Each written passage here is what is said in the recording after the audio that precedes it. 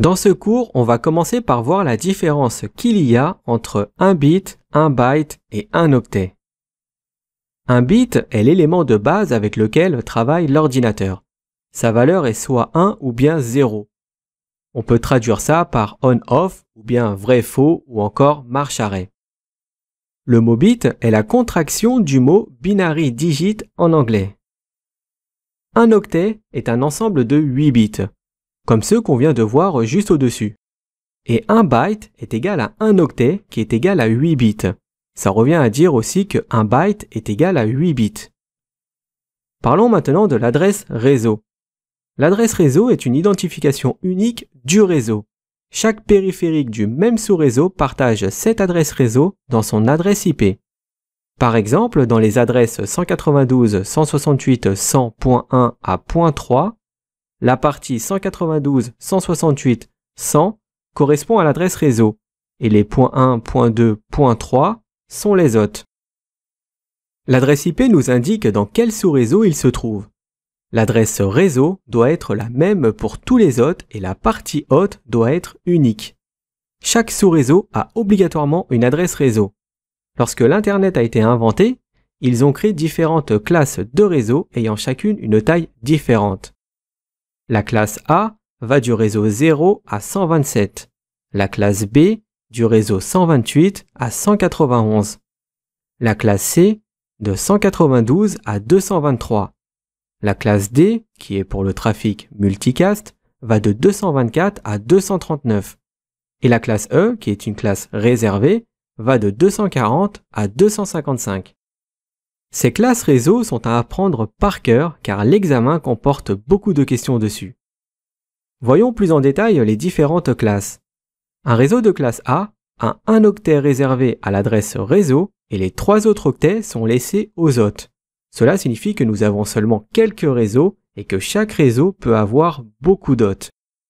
Si nous regardons l'adresse IP 10.20.1.2, le 10 est l'adresse réseau et 20.1.2 est l'adresse de l'hôte. Toutes les machines de ce même sous-réseau auront l'adresse réseau 10.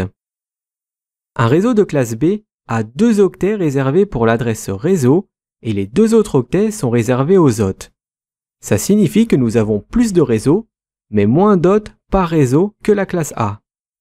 Par exemple, dans l'adresse 172.16.1.2, l'adresse réseau est 172.16 et l'adresse de l'hôte est 1.2. Et un réseau de classe C a 3 octets réservés pour l'adresse réseau et un octet est laissé pour la partie hôte. Ici, nous avons beaucoup de réseaux, mais seulement quelques hôtes par réseau. Dans l'adresse 192.168.1.2, l'adresse réseau est 192.168.1 et l'hôte sera connu avec la .2. Pour accueillir des réseaux de différentes tailles, les adresses IP sont divisées en catégories que l'on appelle classes. Au début d'Internet, c'est l'IANA qui a déterminé les classes. Chaque adresse IP est composée d'une partie réseau qui se nomme network et d'une partie hôte qui se traduit par host en anglais. Les hôtes IP utilisent les adresses IP de classe A, B et C pour les communications unicast, c'est-à-dire dot-out. La classe A est un bloc d'adresses qui est conçu pour supporter des réseaux extrêmement importants avec plus de 16 millions d'adresses dot par réseau. Elle utilise uniquement le premier octet pour indiquer l'adresse réseau. Les 3 octets restants sont utilisés pour les adresses dot. Le premier bit d'une adresse de classe A commence toujours par un 0, ce qui nous donne une plage IP de 0 à 127. Petite exception ici, la plage 127 ne peut pas être utilisée car elle est réservée aux adresses de loopback et pour faire des diagnostics.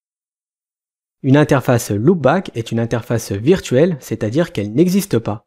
On l'utilise principalement sur les routeurs pour jouer le rôle de la corbeille du réseau.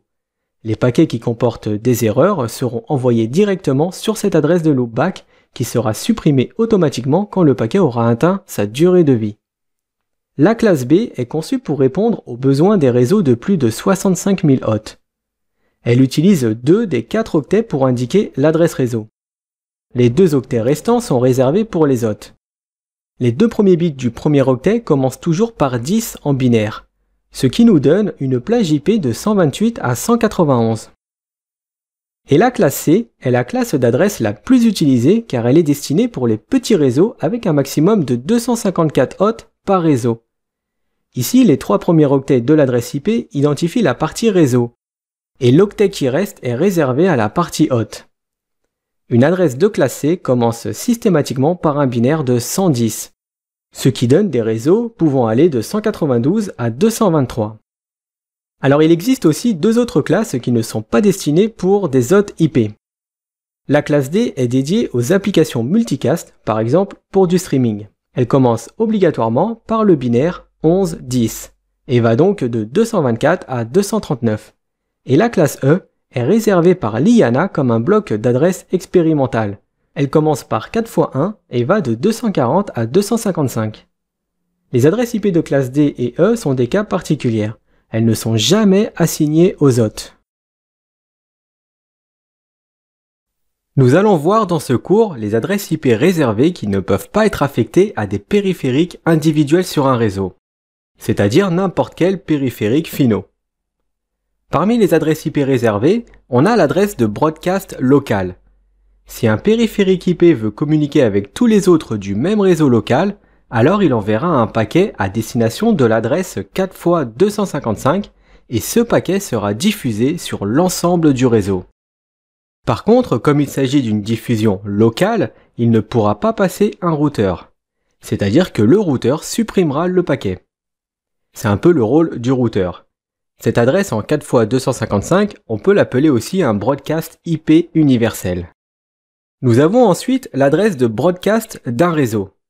Par exemple, admettons que sur cette topologie, nous avons le réseau 192.168.1.0 avec un masque en /24, c'est-à-dire 3 x 255.0. Avec ce masque, cela signifie que la plage IP va de 192.168.1.0 à .255. Une adresse de broadcast est une adresse spéciale qui permet de communiquer avec tous les hôtes de ce même réseau. Ce paquet ne sera propagé que sur les machines du même sous-réseau.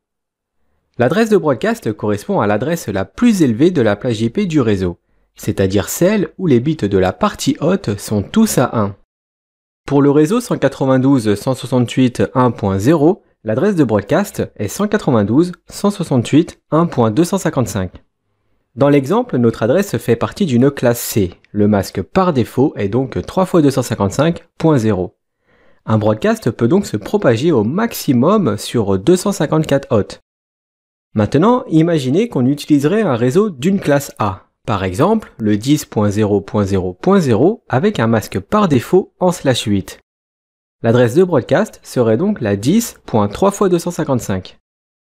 Si l'ensemble des adresses de cette classe sont utilisées, cela signifierait qu'un ping vers la broadcast sera reçu par plus de 16 millions d'hôtes. L'adresse de broadcast peut être acheminée via l'intranet de son entreprise et aussi sur Internet. Dans les années 90, une populaire attaque DOS utilisait les broadcasts pour envoyer plein de trafic à des victimes et de ce fait, les victimes ne pouvaient plus recevoir ou émettre de trafic légitime. C'est pour ça que l'iOS Cisco ne supporte plus les broadcasts. C'est une option qui est désactivée par défaut et qui peut être réactivée avec la commande IP Directed Broadcast à faire dans le mode de configuration globale.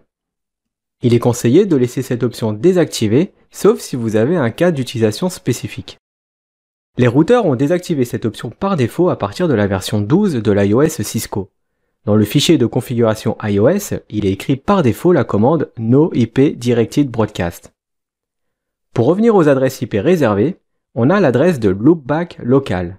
Elle est utilisée pour permettre au système de pouvoir tester sa propre carte réseau. L'adresse réseau fait partie des adresses réservées et non utilisables pour un hôte. Par exemple, l'adresse 192.168.1.0 ne peut pas être affectée car il s'agit de l'adresse réseau de la classe C. Une adresse réseau permet au routeur de transmettre un paquet IP sur le réseau approprié en fonction de sa table de routage.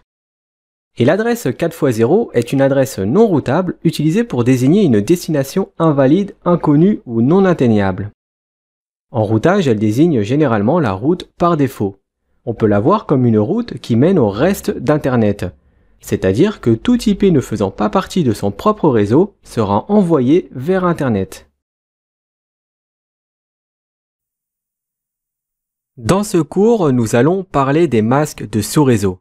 On va jouer avec une adresse IP de classe C, l'adresse 192.168.1.0. Comme c'est une adresse IP de classe C, nous avons donc 3 octets pour la partie réseau et 1 octet pour la partie hôte. Alors maintenant, on pourrait se poser la question, comment un périphérique réseau sait quelle partie est la partie réseau et de quel côté se trouve la partie hôte? Eh bien, c'est là qu'intervient le masque de sous-réseau. Pour un réseau de classe C, le masque de sous-réseau est 3 fois 255.0. Pour comprendre comment le masque de sous-réseau fonctionne, il faut passer en binaire. Alors ça tombe bien parce que maintenant je sais que vous êtes complètement à l'aise avec le binaire. Le masque de sous-réseau spécifie quelle partie de l'adresse IP correspond à la partie réseau et quelle est la partie hôte. Le 1 signifie que c'est la partie réseau et le 0 est la partie hôte. On peut aussi dire que les 24 premiers bits sont réservés à l'adresse réseau et que les 8 bits restants sont utilisables pour équiper des hôtes. À votre avis, quelle est la valeur maximale que vous pouvez créer avec 8 bits?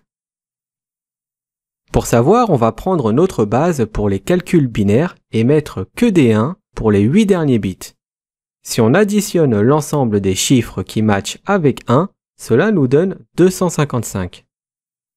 Maintenant, nous savons qu'avec 8 bits, on peut avoir 256 IP en comptant le 0. Alors, est-ce que cela veut dire que l'on peut distribuer l'ensemble des 256 IP à des hôtes? Eh bien non, car pour chaque réseau, il y a 2 adresses que nous ne pouvons pas utiliser. Il y a l'adresse réseau, c'est l'adresse où tous les bits d'hôte sont définis sur 0, et il y a l'adresse de broadcast, c'est l'adresse où tous les bits d'hôte sont mis à 1. Maintenant, si on fait 256 moins 2, cela nous donne 254 IP que nous pouvons réellement attribuer à des hôtes. Alors attention, c'est bien 256 et pas 255, car dans le réseau, il faut toujours compter à partir de 0, et non pas à partir de 1 comme nous avons l'habitude de le faire. Nous pouvons conclure qu'avec un réseau de classe C, il est possible d'attribuer jusqu'à 254 IP à des machines.